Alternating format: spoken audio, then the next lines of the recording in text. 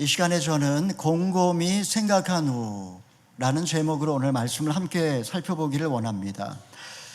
조선시대의 세금은 지방 특산물을 바치는 공납이었습니다.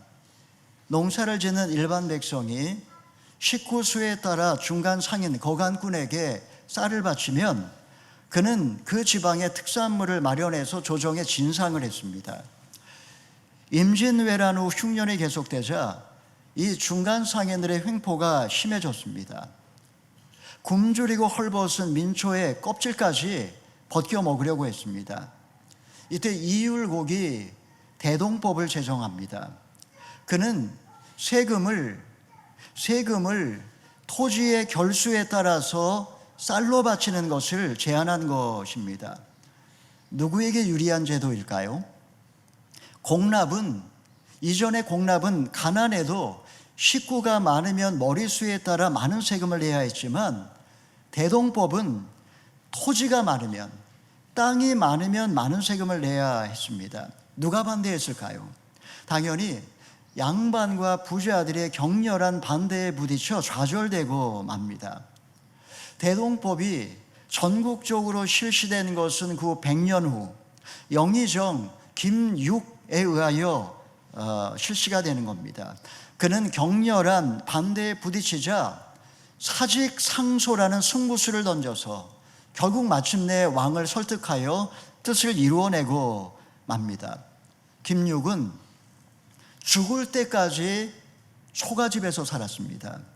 죽기 며칠 전 남긴 유언에서도 이 대동법이 중도에 폐지될 것을 두려워했고, 죽기 하루 전 영의정에게 편지를 보내 대동법 시행을 신신당부했습니다.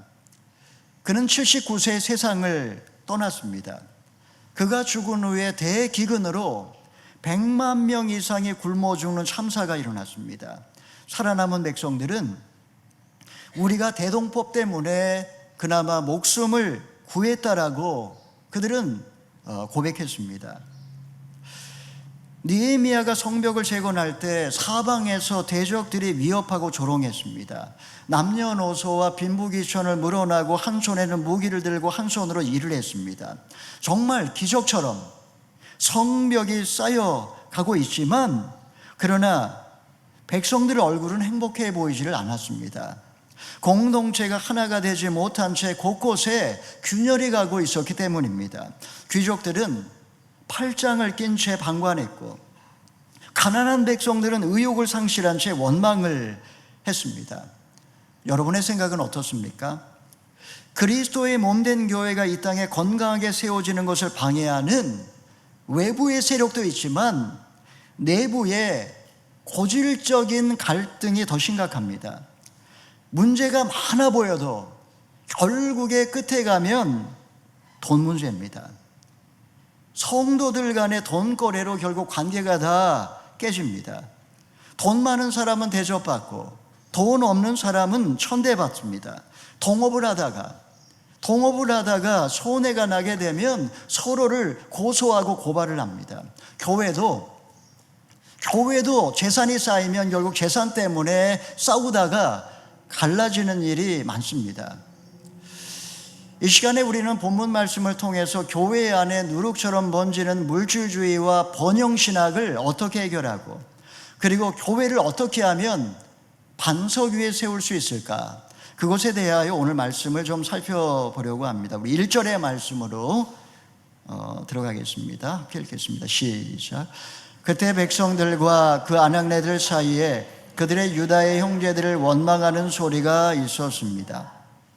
밤낮 경계의 끈을 놓지 않고 남녀노소가 성벽을 재건하는 동안 백성들 가운데 원망하는 소리가 들립니다.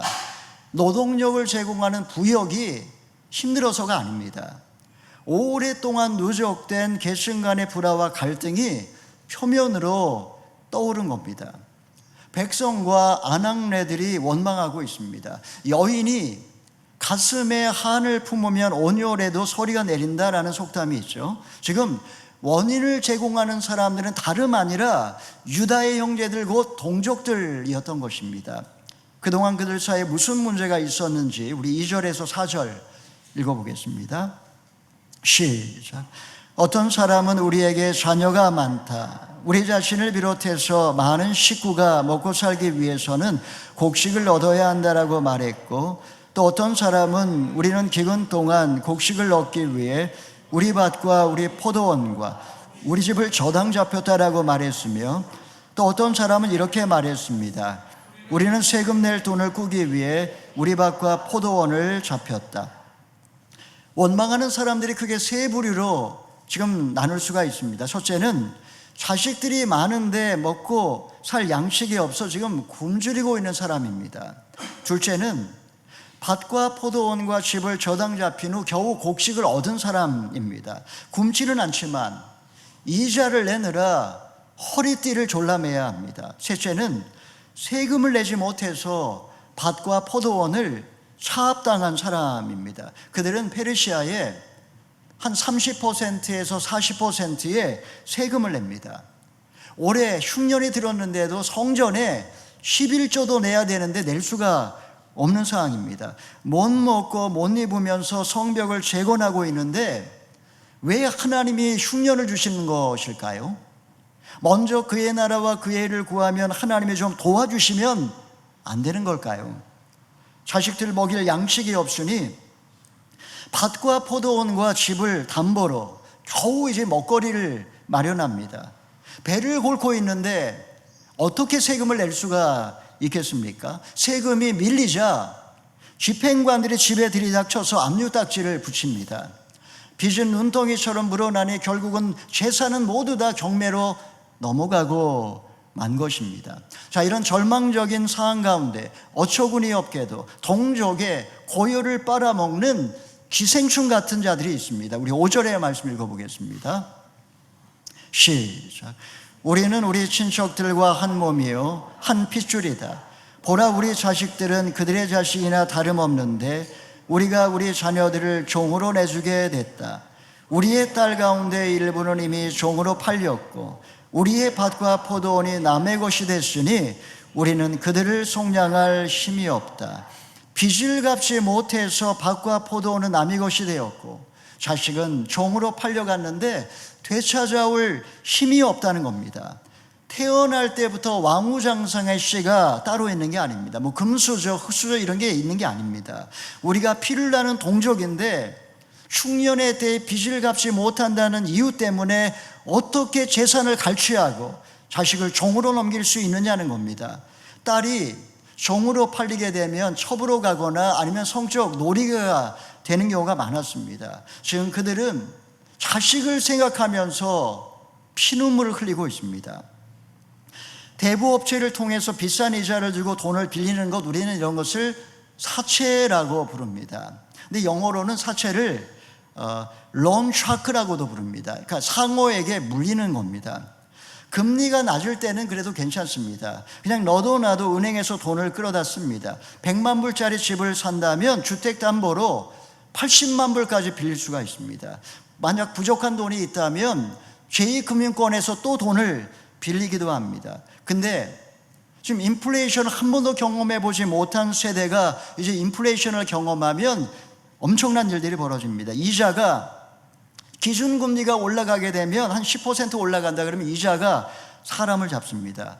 원금 상한은 둘째치고 지금 80만 불에 10%면 매년마다 8만 불의 이자를 갚아야 됩니다. 이자가 눈덩이처럼 불어나고 최악의 경우는 경매로 넘어갑니다.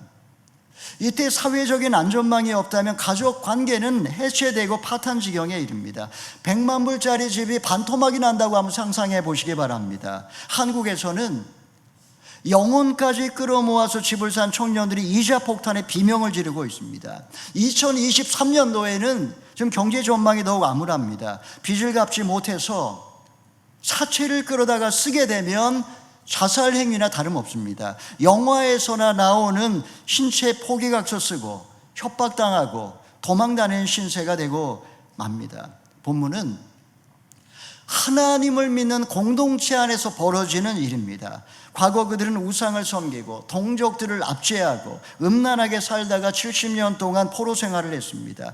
이방 땅에서 눈물로 회개를 한 후 하나님의 은혜로 고국으로 돌아왔습니다. 온갖 위협을 극복하고 성전을 짓고 성벽을 재건했건만 어처구니 없게도 옛날에 망하기 직전의 모습으로 돌아와 있습니다. 인간은 죽었다가 살아나도 옛날 버릇 못 버린다고 합니다. 눈물을 흘리며 하소연하는 동족의 피 맺힌 사연을 들었을 때 느헤미야의 심정이 어떠할까요?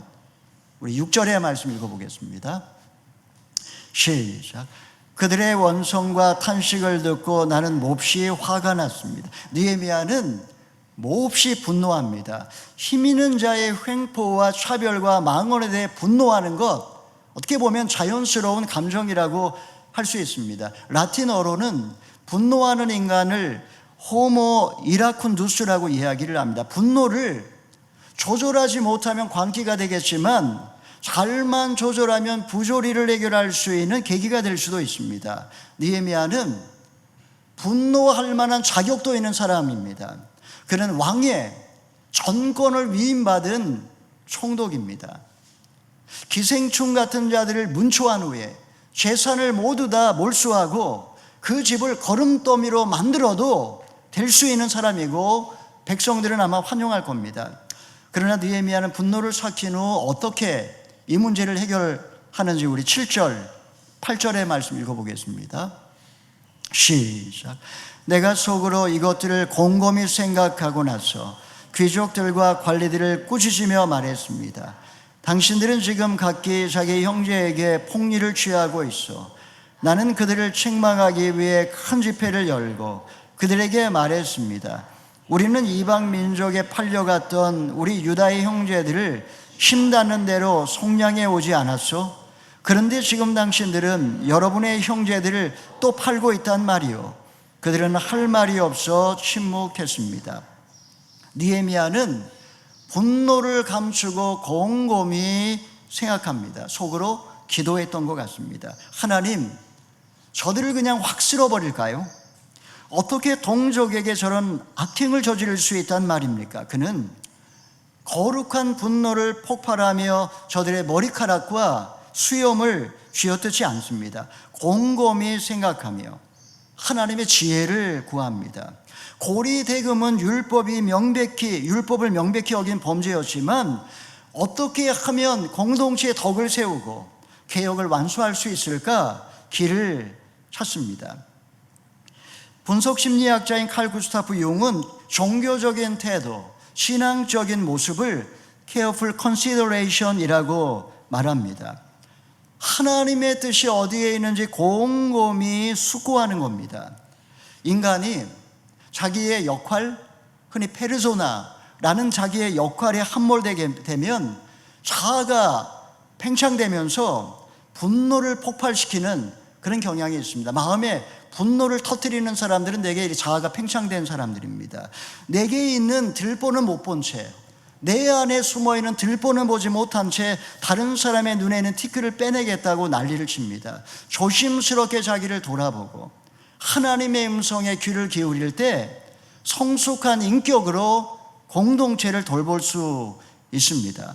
여러분, 나는 마음이 상하는 일을 만날 때 곰곰이 생각하며 나를 돌아보며 하나님의 음성을 들으며 성숙한 인격으로 공동체를 세웁니까? 혹시 그 사람의 허물을 보고 분노를 조절하지 못해 감정을 터뜨려서 공동체의 덕을 깨뜨리고 관계를 망가뜨려서 지옥을 살고 있지는 않습니까? 아무리 상대방이 잘못한 게 있다 할지라도 나를 조심스럽게 돌아보는 것이 먼저입니다. 느헤미야는 백성들을 다 모은 다음에 귀족과 관리들을 꾸짖습니다. 그들을 손가락질하는 게 아닙니다. 이스라엘의 아름다운 전통을 이야기하면서 양심에 호소합니다. 과거 그들은 빚을 갚지 못해 종이 된 경우에 신년이 되면 빚을 다 탕감해 주었습니다. 고아와 과부와 나그네가 굶주리지 않도록 양식을 나누어 주었습니다. 바벨론에서도 이방인에게 우리의 동족이 노예로 팔리게 되면 한 푼 두 푼 모아서 신나는 대로 돈을 모아 찾아왔습니다. 귀족과 관리들은 이분이 있으되 할 말이 없습니다. 그들이 율법의 규정을 누구보다 알면서도 지키지 않은 이유가 무엇일까요? 우리 9절 11절까지 읽어보겠습니다. 시작. 그래서 내가 계속 말했습니다. 당신들이 아는 일은 옳지 못하오. 이제 여러분이 이방 민족들의 비방을 피하기 위해서라도 우리 하나님을 경외하며 살아야 하지 않겠소? 나와 내 형제들과 내 부하들도 백성들에게 곡식을 꿔줄 테니 이제부터는 폭리를 취하는 일을 제발 그만두시오. 그들의 밭과 포도원과 올리브 농장과 집들을 오늘 당장 그들에게 돌려주고 당신들이 그들에게 추징한 폭리 곧 돈과 곡식과 새 포도주와 기름에 돌려주시오. 귀족과 관리들은 하나님에 대한 경외심이 없었습니다. 그들은 나쁜 짓을 서슴없이 저지르면서도 양심의 가책을 느끼질 않습니다. 1년에 12%의 폭리를 취해서 고열을 빨아먹고 빚을 갚지 못하면 포도원과 밭과 집을 빼앗습니다. 심지어 저들의 자녀들을 노예로 종으로 팔았습니다. 그 장면을 보면서 이방인들은 혀를 차며 고개를 절레절레 흔들었습니다. 하나님을 믿는 자들이 어떻게 저런 짓을 저지를 수 있단 말인가? 하나님을 믿는 자도 악한 짓을 저지를 수 있습니다. 이게 인간입니다. 하나님을 경외하는 것과 하나님을 믿는 것은 다릅니다. 하나님을 믿으면서도 하나님을 경외하지 않으면 세상 사람보다 못한 짓을 저지를 수 있습니다. 하나님을 믿는 사람이 이간질을 하고 거짓말을 합니다. 하나님을 믿는 사람이 사기를 치고 바람을 피우고 도둑질을 합니다. 불꽃 같은 눈으로 나를 지켜보시는 그 하나님에 대한 두려움이 없습니다. 오늘날 교회가 이유 없이 비방을 당하는 게 아닙니다. 몇몇 그리스도인의 몰상식한 행태가 세상의 도덕 기준에 미치지 못하니 교회 전체가 싸잡아서 욕을 먹고 하나님의 영광이 땅에 떨어집니다. 교회에서 예배당을 차지하기 위하여 육두문자를 써가면서 멱살을 잡고 싸웁니다. 목회 세습에 협조하지 않은 자들은 다 빨갱이라고 총살시켜야 된다고 욕을 합니다. 세상 사람들은 이런 상식 이하의 천박한 종교인의 모습을 보면서 복음에 대해서 문을 닫아버립니다. 2000년 전 세상 사람들의 칭찬을 받는 교회가 있었습니다. 초대교회는 한 마음과 한 뜻이 되어 저물을 조금 더 자기 것이라고 주장하는 그런 사람들이 없었습니다. 그들은 유무상통하며 서로를 도와주었기에 공동체 안에 굶주리는 사람이 없었습니다. 그 모습을 보면서 세상 사람들은 칭찬을 아끼지 않았습니다. 어떻게 이런 교회가 세상에 존재할 수 있었을까요? 하나님을 진정 경외하는 사람들은 서로 뜨겁게 사랑합니다. 여러분, 나는 하나님을 믿을 뿐만 아니라 하나님을 경외하는 자입니까? 세상 사람들은 나의 높은 도덕의식을 칭찬하고 서로 뜨겁게 사랑하는 교회를 보면서 하나님을 생각합니까? 하나님을 믿지 않는 사람들의 눈에 비친 나의 모습은 혹시 정직하지 않고 가볍고 말이 많고 이기적인 예수쟁이라고 보이지는 않습니까? 우리가 세상 사람들의 조롱과 비방을 피하기 위해서라도 하나님을 진정 경외하며 살아야 마땅할 것입니다. 자, 그러면 율법에서는 하나님을 경외하는 백성이 지켜야 하는 공동체 규정을 어떻게 이야기하고 있는지 우리 살펴보겠습니다. 우리 두 가지를 살펴볼 건데 먼저 출애굽기 22장 25절 27절까지 읽어보겠습니다. 시작. 내가 내 곁에 있는 가난한 내 백성 가운데 누구에게 돈을 꿔줬다면 너는 그에게 빚쟁이가 되지 말고 이자도 받지 마라. 내가 만약 담배물로 내 이웃의 외투를 가져왔다면 해가 지기 전에 돌려주어라. 그 외투는 그에게 있어 몸을 가릴 만한 하나밖에 없는 옷이니 그가 무엇을 덮고 자겠느냐? 그리하여 그가 내게 부르짖으면 내가 들을 것이다. 나는 자비롭기 때문이다. 과거에 이스라엘이 이집트에서 종이 되었을 때 하나님은 그들에게 자비를 베풀어 주셨습니다. 하나님은 약속의 땅에서 자비의 공동체를 기대하셨습니다. 율법의 핵심은 단순합니다. 돈을 빌려줄 때 이자를 받지 말 것, 담보를 잡을 수 있지만 생명을 위협할 수 있는 담보는 해가 지기 전에 돌려줄 것, 이것입니다. 가난한 자에게 외투는 밤에 입을 대용이기 때문에 이것이 없으면 얼어 죽을 수도 있습니다. 이건 돌려주라는 겁니다. 여러분, 사는 게 어려워지면 결국은 돈으로 얽힙니다. 가족도, 교회도, 세상도 돈 때문에 관계가 깨집니다. 이집트를 탈출한 이스라엘은 오늘 당장 먹을 양식이 없다면 다 굶어 죽어야 합니다. 이웃을 찾아가서 돈을 빌릴 수밖에 없습니다. 돈을 빌리는 순간 나는 심리적으로 그의 종이 되고 맙니다. 이게 바로 돈의 위력입니다. 그는 더 이상 이전에 친근한 이웃이 아닌 빚쟁이일 뿐입니다. 돈이 순수한 관계를 다 오염시키고 마는 겁니다. 이때 상황이 더 악화되면 어떤 일이 벌어질까요? 우리 레위기로 넘어가겠습니다. 25장 39에서 43절 읽어보겠습니다. 시작. 너와 함께 거하는 내 형제가 가난해져 그 빚을 갚을 목적으로 스스로 내 종으로 팔렸다면 너는 그를 종처럼 섬기게 하지 마라. 그는 고용된 일꾼이나 임시 거류자로 너와 함께 거할 것이다. 그는 신년까지 너를 위해 일해야 한다. 그 후에 그와 그 자녀들이 너로부터 자유로워져서 자기 가족과 자기 조상들의 소유지로 돌아가야 한다. 이는 그들이 내가 이집트 땅에서 이끌어낸 내 종들이므로 그들은 종들로 팔릴 수 없기 때문이다. 너는 그들을 엄하게 부리지 말고 내 하나님 여호와를 경외하여라. 빚을 갚지 못하면 재산을 차압당하고 종살이를 해야 합니다.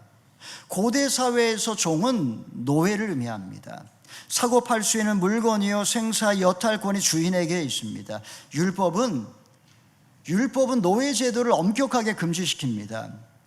비록 그가 빚 때문에 종이 되었지만 노예처럼 부리지 말고 학대하면 안 된다라는 겁니다. 그리고 신년이 되면 빚을 탕감해주고 집으로 돌려보내야 합니다. 떠날 때도 먹을 양식을 챙겨주고 차압당한 재산도 모두 다 100% 원래대로 돌려주어야 합니다. 여러분, 놀랍지 않습니까? 지금으로부터 3300년 전 이스라엘 공동체 안에 토지 공개념과 노예 해방에 관한 완벽한 규정이 있습니다. 어느 종교 경전에서도 찾아볼 수가 없고 그 어떤 사회주의 국가에서도 실현해 본 적이 없는 놀라운 이상향을 성경은 가르쳐주고 있습니다. 신년은 70년마다 종들이 해방되고 토지 역시 모두 다 결국은 제자리로 찾아오기 때문에 율법대로 시행만 하기만 한다면 오늘날 부자 2%가 세계 자산의 76%를 독차지하는 부의 불평등은 존재할 수가 없습니다. 자비로우신 하나님은 출애굽 공동체를 거룩한 백성으로 구별하기 위해 신년 공동체를, 신년 규정을 주셨습니다. 그들은 욕심을 쫓아 살았기 때문에 결국 나라는 망해서 포로 생활을 해야 했습니다. 예레미야 선지자의 예언대로 70년 만에 포로에서 해방되어 돌아왔다면 이제 그들은 말씀대로 살아야 마땅했건만 하나님의 자비를 잊어버린 채 동족에게 폭리를 취하고 재산을 갈취하고 종으로 팔고 있으니 기가 막힌 노릇입니다. 1907년 막스 베버가 프로테스탄트 윤리와 자본주의 정신이라는 유명한 책을 썼습니다. 이 책은 사실 그 의도가 공산주의를 비판하고 자본주의의 우월성을 칭찬하는 목적으로 쓰여진 책입니다. 그는 청교도에 의하여 자본주의가 시작되었고 그 자본주의가 미국에서 꽃을 피웠다라고 그렇게 주장했습니다. 평신도들이 자신의 삶의 자리에서 소명을 발견하고 성실하게 금욕적으로 살면서 자본을 쌓는 것, 돈을 모으는 것을 긍정적으로 보았습니다. 그는 탐욕의 무한질주가 심각한 양극화를 가져올 것을 예견하지 못했습니다. 기독교가 자본주의와 만나면 그 결과 태어나는 것이 번영신학입니다. 하나님이 꿈꾸신 공동체는 자본주의가 아닙니다.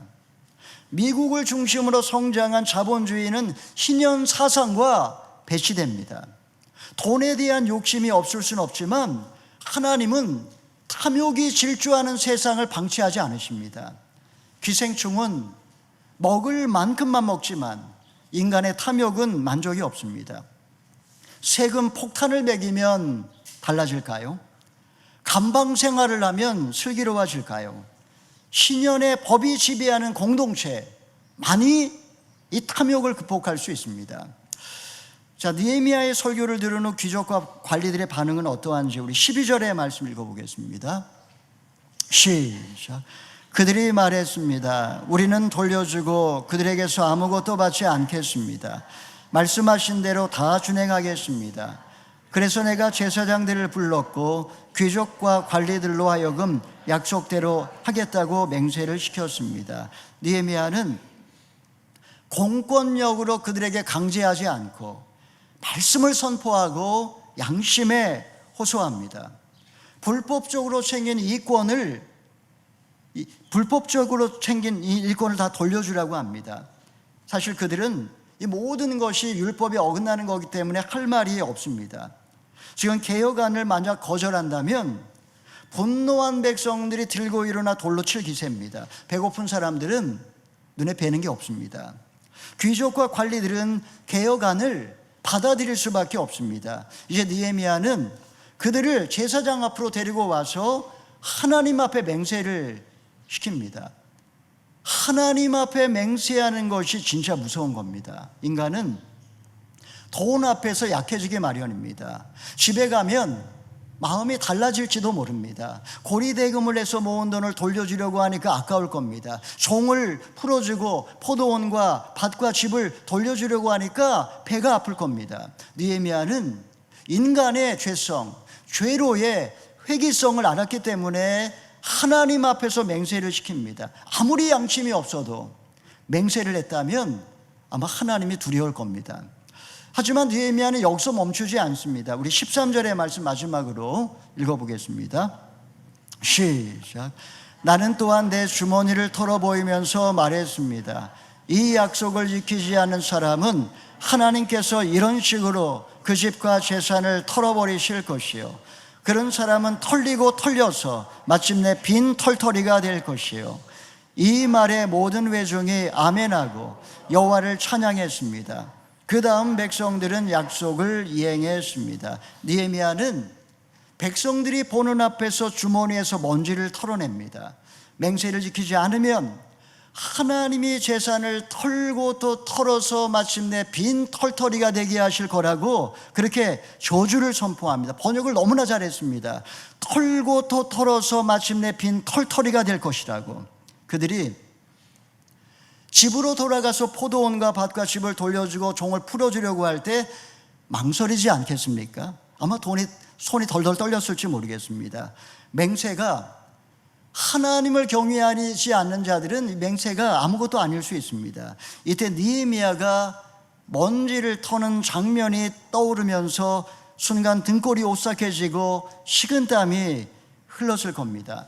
저주란 남에게 불행과 재앙이 닥치기를 바라는 주문, 일종의 만트라 같은 겁니다.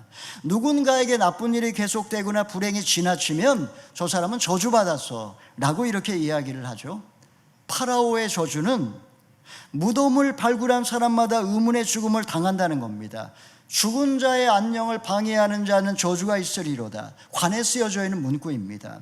케네디가의 저주도 빼놓을 수가 없습니다. 사람이 저주의 말에 한번 사로잡히게 되면 거기서 벗어나지를 못합니다. 근데 느헤미야는 지금 어떤 주술적인 만트라를 외우는 게 아닙니다. 그는 돈의 중도성을 누구보다 잘 알고 있습니다. 돈은 양심을 마비시켜 버립니다. 돈 맛을 보게 되면 다른 사람의 신음의 소리를 듣지 못합니다. 부자들은 전토에 전토를, 가옥에 간옥을 연하여 부동산 투기를 해서 큰 돈을 벌었습니다. 느헤미야는 형제 자매에게 자비를 베풀지 않는 자에게 저주가 임할 거라고 온몸으로 선포하고 있습니다. 다시는 그런 짓을 반복하지 못하도록 양심에 못을 박는 겁니다. 이제 말씀을 정리하겠습니다. 모든 회중은 아멘하며 여호와를 찬양했고 귀족과 관리들은 약속을 이행했습니다. 느헤미야가 오랜 세월 누적되었던 사회적 부조리를 짧은 기간 안에 개혁할 수 있었던 원동력, 그것은 하나님에 대한 경외심과 영혼에 대한 목자의 마음 때문입니다. 그는 율법이 아니라 자비의 마음으로 호소했습니다. 무엇보다도 그는 지난 12년 동안 총독으로서의 월급을 전혀 받지 않았고 매일마다 150인분의 식사를 준비할 때도 공금을 사용하지 않고 사재를 털었습니다. 그는 솔선수범을 했던 것입니다. 여러분, 뉴질랜드에서 영주권을 빌미로 고용주가 노예 계약을 맺은 후에 비인격적으로 대하는 경우가 얼마나 많은지 모릅니다. 또 함께 사업을 하다가 돈 몇 푼 때문에 등을 돌리고 원수처럼 지내는 경우도 종종 있습니다. 다 교회 다니는 사람들입니다. 말씀 앞에서 지난 인생을 돌아볼 때 돈 문제와 관련해서 내가 아직 회개하지 않은 죄는 무엇입니까? 혹시 양심에 찔리기는 하지만 한 귀로 듣고 한 귀로 흘려보내고 있지는 않습니까? 우리는 세속과 구별된 하나님 나라의 백성입니다. 하나님이 우리에게 부탁하신 계명은 사랑입니다. 지체들에게 긍휼과 자비를 행하지 않은 자에게 하나님은 엄중한 경고를 하십니다. 예수 믿고 잘 먹고 잘 사는 것, 그게 하나님의 축복도 아니고 번영신학은 기독교도 아닙니다. 자본주의의 옷을 입은 가짜 복음입니다. 성도들 안에 긍휼과 자비가 아니라 탐욕의 피가 흐른다면 하나님의 교회는 결국 폐혈증에 걸려 죽을 수밖에 없습니다. 사랑하는 여러분, 오늘날 세상이 불황의 늪으로 빠져들고 있습니다. 물가는 폭등하고 집값은 떨어지고 이자 부담은 늘고 있습니다. 먹고 사는 게 힘드니까 지금 교회 안에서 일하지 않은 분들이 거의 없습니다. 매상은 안 나오고 임대료는 내야 하고 매일 피가 마릅니다. 돈 앞에 장사가 있을까요? 자본주의 세상에서 다들 돈의 노예가 됩니다. 돈만 있으면 안 되는 게 없고 돈이 없으니까 나는 불행하다라고 생각을 합니다. 사랑하는 여러분, 곰곰이 생각해 보시기 바랍니다. 나에게 있어서 돈은 무엇입니까? 돈 때문에 웃고 돈 때문에 사람이 치사해지고 돈 때문에 지금 울고 있지는 않습니까? 하나님을 믿어도 우리 인생에 흉년이 찾아올 수 있습니다. 하나님이 은혜를 베풀어 주지 않으시면 우리는 모두 다 한순간도 살아갈 수 없는 연약한 존재입니다. 하나님이 자비하신 것처럼 주님은 우리도 서로 자비의 마음을 품고 서로를 향해 선을 행하며 살기를 주님은 우리에게 원하십니다. 사랑하는 성도 여러분, 하나님이 우리에게 흉년을 주셨을 수도 있습니다. 나로 마음이 낮아지고 겸손해져서 하나님 은혜 없이는 한순간도 살아갈 수 없는 존재임을 깨닫게 하기 위하여 하나님이 그렇게 흉년을 주셨을 수도 있습니다. 우리가 느헤미야처럼 큰 부자는 아니지만 교회 안에서 또 가족 간에 서로를 불쌍히 여기고 서로 겸손히 섬기며 하나님의 나라를 이 땅에 함께 세워나가시는 저와 여러분 다 되실 수 있기를 주님의 이름으로 축원합니다. 아멘.